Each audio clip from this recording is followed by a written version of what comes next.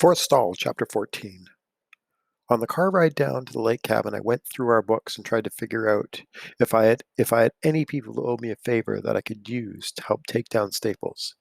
Vince sat beside me and read some ancient dusty book about President Lincoln's cabinet or something incredibly boring like that. He gets these books for 50 cents each at the Salvation Army store. I can never understand how he reads that stuff without falling asleep. I hadn't slept well the night before, so it was hard to stay awake on the drive there. I'd kept thinking I heard a car driving slowly past the front of my house. It was probably a different car each time, but I still couldn't get the image out of my head of the sinister red sports car creeping past again and again, its tinted windows revealing nothing but the reflection of tall evergreens. So you really think the plan to take out Justin will work? I asked Vince, as we later cast our lines out into the water. It was Saturday morning after we arrived, and we were sitting side by side in the end of the dock. I don't know. It has to. He'll have no choice. I just don't know if taking out Justin will get rid of Staples. The U.S. put Castro into office in Cuba to get rid of the old dictator, but then they ended up having even bigger problems with Castro. You just can't be sure. Huh? I said. Vince laughed. What I mean is, we might solve one problem, but but just may create another. Like, what if taking out Justin only motivates Staples more than ever to take us out? Maybe we should just call the cops, I suggested. We could, but what would we say? Hey, this is some kid, and I want to report this guy for running a gambling ring inside my school, and he also attacked us with his car and leaves rodents in our lockers. Oh yeah, I also don't know his real name or what he looks like. I don't even know his age. But please, officer, get right on that. Good point, I said. We sat in silence for a few minutes. Want to know what my grandma might say at a time like this? Vince asked. I grinned. Of course. She'd say, sometimes I wish I was a manatee. I laughed. She probably would say that too. Seriously, Vince's grandma is such a riot, despite also being really cranky. After lunch that day, we played catch. Vince brought out up Vince brought up our financials right away. I think he thought I was blowing our chances to getting to the Cubs game by paying everybody so much to help us. I wanted to agree with him, but I hadn't really had much of a choice. Let's be honest, Mac, from the beginning, you've been more worried about outdoing Staples than simply protecting Fred. This isn't a contest about whose business is better or anything like that. Sometimes I think you forget why we started this business and our funds in the first place, he said. I've only done what I had to do, I said. It's called confronting a problem. Vince gave me one of those looks and then threw me a fastball. Thankfully, I caught it in the webbing of my glove and not on the palm. He put some real heat on that one. I was a little annoyed about his implied accusation that I was more concerned about beating Staples than going to the game. I threw a lazy curveball. He caught it without saying anything and threw me a circle change that I almost dropped. Silence isn't like Vince when he's around me. I could tell he was upset, and it was really irritating me. I know this was sound totally cheesy, but I kind of miss him even though we were together all the time. He was right there with me, but he might as well have been hanging out at the Great Wall of China. I think I might have you, I finally said, getting tired of doing all the talking. Vince raised his eyebrows. We'll see. What was the original name of Wrigley Field? Wigan Park, easy, Vince said as he caught my floating slider that broke about half an inch. I shrugged. It was going to be impossible to stump this kid. That's probably why I hadn't been able to do it in the 2 years we've been doing trivia. Not like it mattered at this point. Honestly, I was too busy obsessing over why Vince was acting so distant lately to come up with a better question. There had to be more to this than simply my spending too much money. I mean, for him to answer a Cubs question right and not do any gloating afterwards is like a girl in my class leaving a shopping mall empty-handed. We threw the ball back and forth in silence for a while. The air felt heavy, like we're in a giant sauna. I knew we were both thinking the same thing. What went wrong?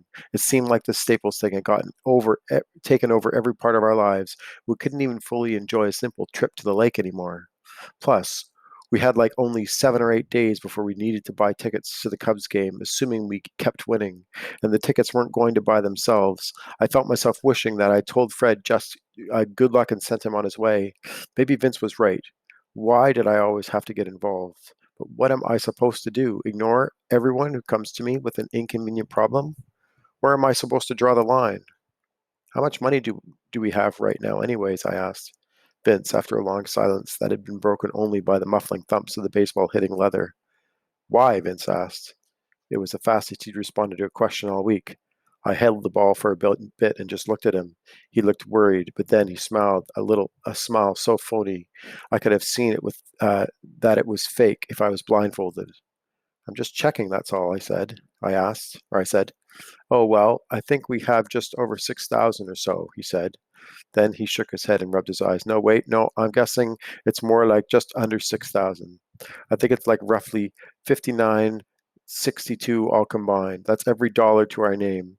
Or as my grandma would say, there ain't no place like Chattahoochee for making a lady feel like a carpetbagger. He laughed after saying this, but again, it didn't sound quite like the Vince laugh I've been used to hearing for the past 7 years. Come on, Vince, that grandma quote isn't even close to making sense, I said, throwing the ball at him. Normally, I would have laughed anyway, but I didn't feel much like laughing. Vince caught the ball and shrugged without even cracking a smile and threw the ball back.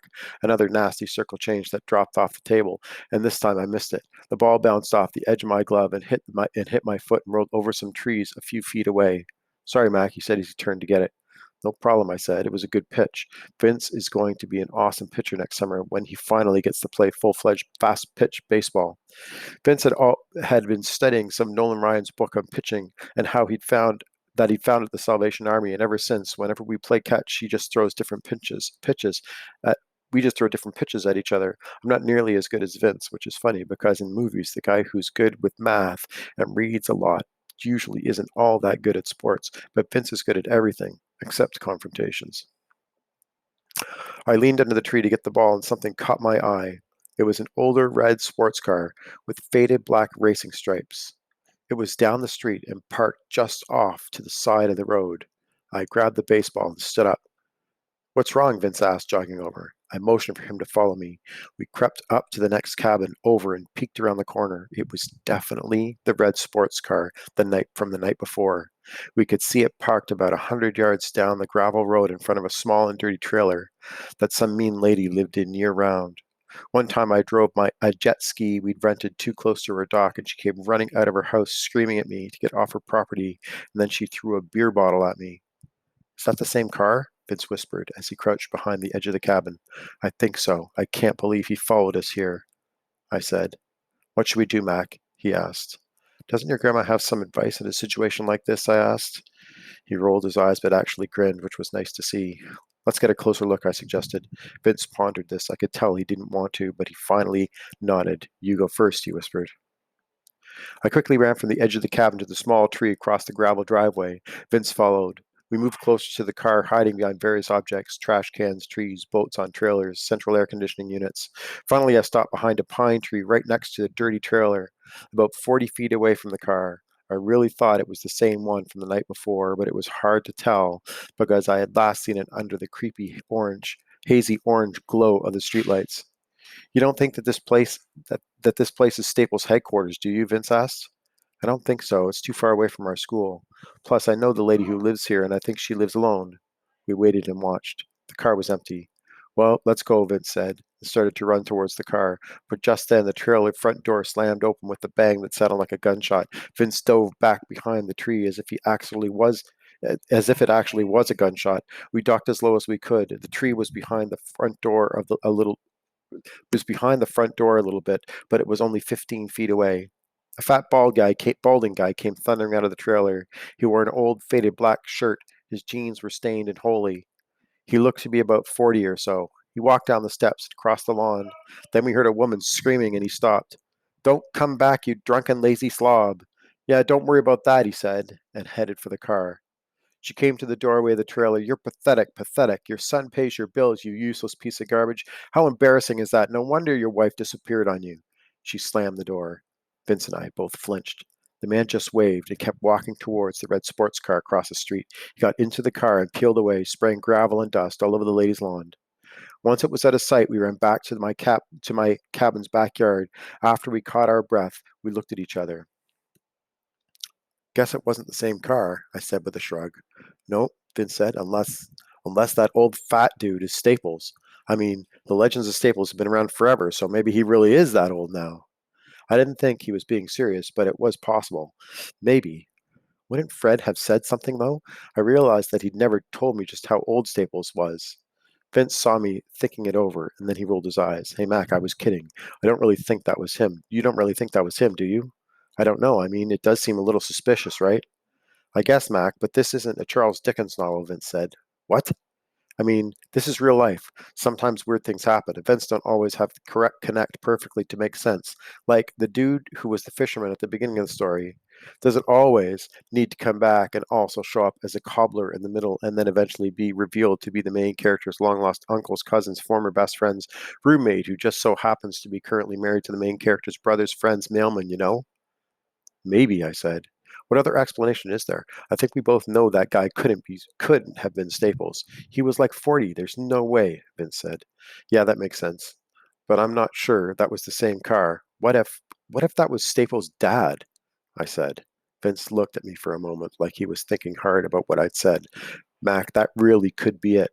So this would mean Staples is doing all of this to help pay some sort of dad's bills like that lady said. Yeah, I guess. That would change everything, don't you think? Not really, Vince. I don't really care why he needs the money. That doesn't make it okay to cheat and swindle to get it. Well, maybe that kind of situation would make a kid do crazy stuff he normally wouldn't do, right? I mean, how would you know what it was like for him? Vince said. What's that supposed to mean? Vince just shrugged and gave me a look as of his that said I should know what he meant. What's your problem lately, Vince? Look, I used to live in a trailer too, remember? I know what it's like not to have a lot of money. Yeah, but do you still? Do you know what it's like for your family to never have a lot of money? Whatever, Vince. Yeah, whatever is right, Vince said. And that was that. We got back from the lake cabin on Sunday evening around 6. After dropping Vince off, we drove home. Vince and I hadn't talked a whole lot since the argument, and when we did, it was businesslike, as if we were doing it only because we had to. Really, I just didn't get what was up with him lately. It was like he was blaming me that his family still didn't have lots of money, as if I had anything to do with that. It's not like my family is rich or anything. Sure, we have a house now and go on more vacations than we used to, but we aren't like driving around in luxury Italian sedans and telling the time with diamond encrusted Rolex watches. I do feel a little bad that his family doesn't have as much, but Vince himself has plenty. Our business buys him basically whatever he wants. As we drove up to my house, I heard my mom gasp. Then she swore, which she almost never does. My dad swore too, but that isn't too unusual. I looked up to see what all the commotion was. It was our house. There were eggs all over it. I knew right away who had done it. I didn't even need to read the message they had crudely left in huge red sprayed paint letters in the garage. Back off, Mac, or you're dead. Poor spelling aside, it was pretty menacing, mostly because I couldn't back off. If I gave up and just rolled over, then it would be easy for him to wipe us all out. So it wasn't really a threat, it was just meant to say, you're dead, Mac, which wasn't any better.